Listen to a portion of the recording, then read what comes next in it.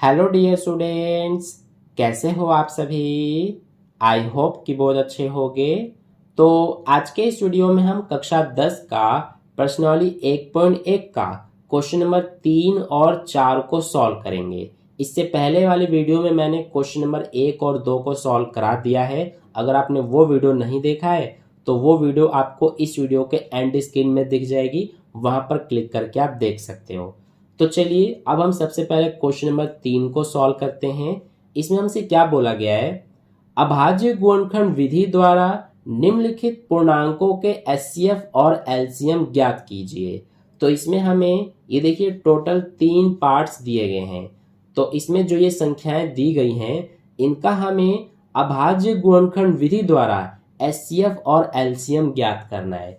तो चलिए करते हैं। तो सबसे पहले ये हमारा क्वेश्चन नंबर 3 का फर्स्ट का सॉल्यूशन हम कर रहे हैं। इसमें हमें दिया हुआ है 12, 15 और क्या दिया हुआ है 21। ठीक है, तो सबसे पहले हम इसका एचसीएफ निकालेंगे, फिर उसके बाद एलसीएम निकालेंगे। तो देखिए पहली संख्या क्या है 12। तो 12 के सबसे पहले हम अभाज्य गुणनखंड लिखेंगे इसके सामने। तो कैसे निकालते हैं अभाज्य गुणनखंड, इस तरह से हम करते हैं। सबसे पहले ये 2 के पहाड़े में जाएगा कितनी बार में, 6 बार में। फिर 2 के पहाड़े में जाएगा 3 बार में। फिर 3 के पहाड़े में 1 बार में। तो ये आ गया भाज्य गुणनखंड 2, 2 और 3।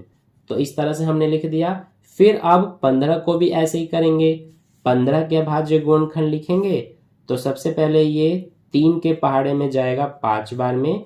फिर 5 के पहाड़े में 1 बार में। तो इसके गुणनखंड क्या क्या आ गए, 3 और 5। अब इसी तरह से 21 के भी अभाज्य गुणनखंड लिखेंगे।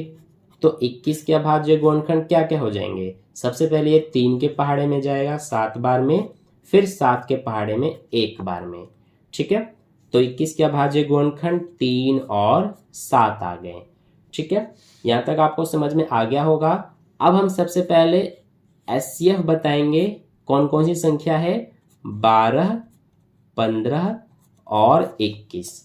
तो 12, 15 और 21 का एचसीएफ क्या हो जाएगा, जो हमने ये तीनों संख्याओं के ये अभाज्य गुणनखंड लिखे हैं, तो हम देखेंगे कि इन तीनों में कौन सी संख्या उभयनिष्ठ है, यानी कि कौन सी संख्या एक जैसी है। तो देखिए 3 इसमें भी है, इसमें भी है, इसमें भी है, यानी कि 3 उभयनिष्ठ है। तो इसीलिए 3 यहां पर लिख देंगे हम। इसके अलावा कोई और संख्या तीनों में नहीं है उभयनिष्ठ, यानी कि सिर्फ 3 ही है। इसीलिए एचसीएफ हमारा 3 हो जाएगा इन तीनों संख्याओं का। ठीक है, अब इसके बाद हम बताएंगे एलसीएम 12, 15 और 21 का। तो एलसीएम बताने के लिए क्या करते हैं हम कि जो हमारे ये अभाज्य गुणनखंड है इनमें हम सभी को हम लिखते हैं। तो सबसे पहले सबसे छोटी संख्या 2 है, तो 2 को लिखेंगे। अब 2 देखिए सिर्फ इसी में है, इसमें भी नहीं है, इसमें भी नहीं है। और 2 ये कितनी बार है, 2 बार, तो हम 2 बार लिख देंगे। इसके अलावा अगली संख्या 3 देखिए, 3 इसमें भी है, इसमें भी, इसमें भी, तीनों में ही एक एक बार ही है। तो इसीलिए यहाँ पर हम 3 एक बार लिख देंगे। अब इसके बाद 3 से बड़ी संख्या कौन सी है, 5। 5 सिर्फ इसी में है, एक बार ही है, तो इसीलिए एक बार लिख देंगे। इससे बड़ी संख्या कितनी है, 7। 7 सिर्फ इसी में है, एक बार, तो इसको भी यहाँ पर लिख देंगे। ठीक है, समझ रहे हो आप कि किस तरह से हम एलसीएम निकाल रहे हैं। अगर नहीं समझ में आ रहा है कोई बात नहीं, अभी सेकंड और थर्ड पार्ट बाकी है। तो अब इनका गुणा कर देंगे। 2 दूना 4, 4 तिया 12, 12 पंजे 60, 60 का 7 में गुणा करेंगे तो 420, यानी कि एलसीएम हमारा 420 और एचसीएफ 3 आ गया।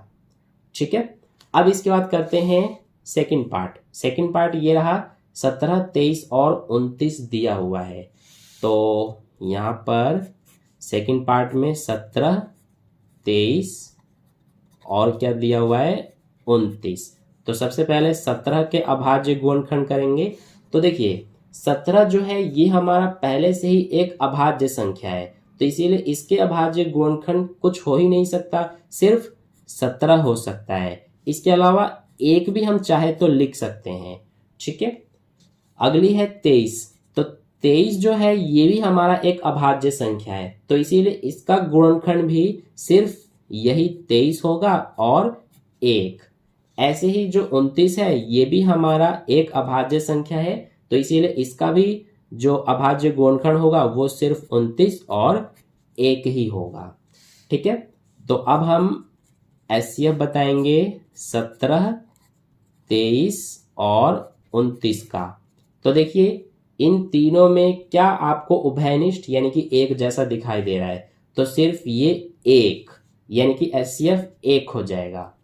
अब एलसीएम की बारी आती है, तो एलसीएम हमारा कितना हो जाएगा 17, 23 और 29 का।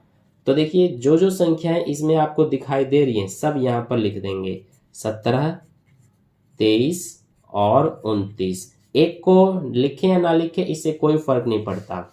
तो अब 17, 23 और 29 का गुणा कर देंगे, तो जब हम इन तीनों का गुणा करेंगे तो हमारा आंसर 11,339 आएगा, यानी कि यही एलसीएम है और एचसीएफ 1।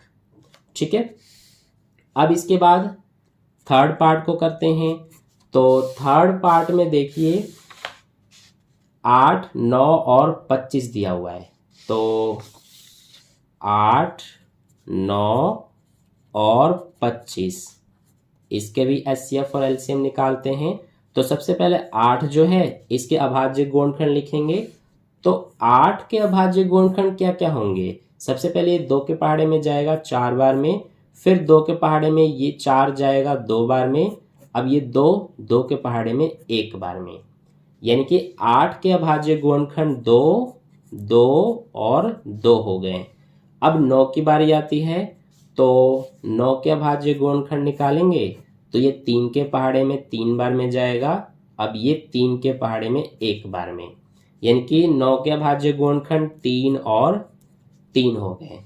अब 25 की बारी आती है, तो 25 के अभाज्य गुणनखंड क्या क्या होंगे ये आप चाहे तो मन में भी कर सकते हैं, मैं यहाँ पर आपको करके दिखा रहा हूँ ताकि आपके मन में कोई डाउट ना रहे। तो ये 5 के पहाड़े में 5 बार में जाएगा, अब ये 5 के पहाड़े में 1 बार में, तो 25 के अभाज्य गुणनखंड 5 और 5 हो गए। ठीक है, तो यहाँ तक आपको समझ में आ गया। अब हम एचसीएफ बताएंगे सबसे पहले 8, 9 और 25 का।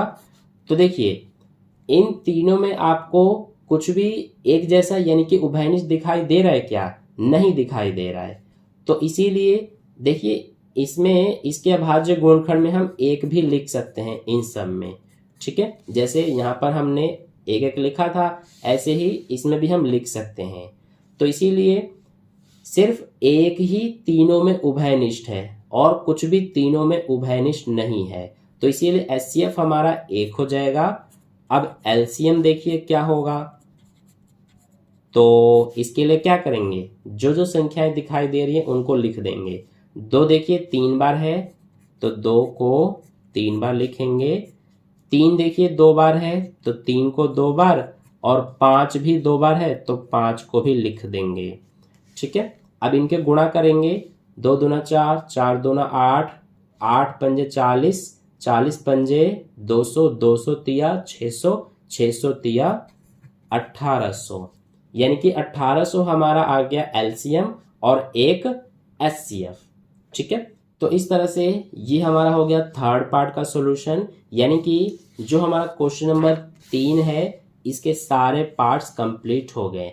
अब करेंगे हम क्वेश्चन नंबर 4 को। तो देखिए इसमें हमसे क्या बोला है, इसमें हमें एचसीएफ 306 और 657 का 9 दिया गया है, तो हमसे एलसीएम 306 और 657 का ज्ञात करने के लिए कहा गया है।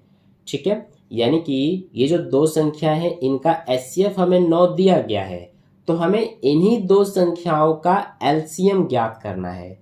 तो देखिए कैसे करेंगे, वैसे ये बहुत ही इजी क्वेश्चन है, बस आपको पता होना चाहिए कि इसे हमें करना कैसे है। देखिए एचसीएफ हमें 9 दिया गया है, एलसीएम हमें निकालना है, तो इसके लिए हमें जैसे कि पता है कि हमारा एक फॉर्मूला होता है, ये रहा क्वेश्चन नंबर 2 में ही दिया गया है कि 2 संख्याओं का गुणनफल बराबर में एचसीएफ गुणा एलसीएम होता है। ये एक तरह से फॉर्मूला ही है, तो इसीलिए इसी का यूज करेंगे हम। ठीक है, क्या है हमारा कि HCF गुणा में LCM किसके बराबर होता है, दोनों संख्याओं के गुणनफल के बराबर, यानी कि दोनों संख्याओं को हम A और B मान लेते हैं। तो HCF हमें 9 दिया है, इसीलिए इसकी जगह पे 9 लिख देंगे, गुणा में LCM हमें नहीं पता, यही हमें निकालना है, बराबर में A इंटू बी, यानी कि दोनों संख्याओं का गुणनफल।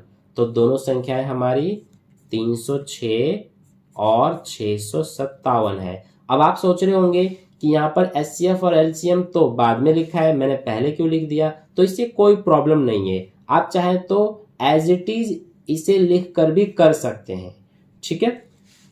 तो अब यहाँ से 9 को इधर ले जाएंगे, इधर सिर्फ LCM बचेगा, तो ये 306 इंटू 657, 9 इधर आके भाग में हो जाएगा क्योंकि इधर गुणा में है। तो ये देखिए 9 से ये दोनों कट रहे हैं, ये एक बार में, ये 9 या 27 हो गया, 3 बचा, इसको दे देंगे तो 9 चौक 36 हो गया। तो LCM हमारा कितना आ जाएगा, ये 34 और ये 657 गुणा कर देंगे, तो 34 और 657 का गुणा करेंगे तो 22,338 आएगा, यानी कि यही हमारा आंसर है, यानी कि यही LCM है। तो इस तरह से क्वेश्चन नंबर 4 का सॉल्यूशन कंप्लीट हो गया। तो क्वेश्चन नंबर 4 तक हमने कर लिया। अब इसके बाद नेक्स्ट वीडियो में हम क्वेश्चन नंबर 5 और इसके आगे के क्वेश्चंस को करेंगे। तो अगर आपको ये वीडियो अच्छा लगा है तो वीडियो को एक लाइक ज़रूर कर देना और अपने दोस्तों के साथ भी शेयर कर देना ताकि उन्हें भी इससे बेनिफिट मिले। और जाते जाते चैनल को सब्सक्राइब करके बेल आइकन प्रेस कर लेना ताकि नेक्स्ट वीडियो जैसी अपलोड की जाए उसका नोटिफिकेशन सबसे पहले आप तक पहुंच जाए। तो फिर मिलते हैं नेक्स्ट वीडियो में, तब तक के लिए धन्यवाद।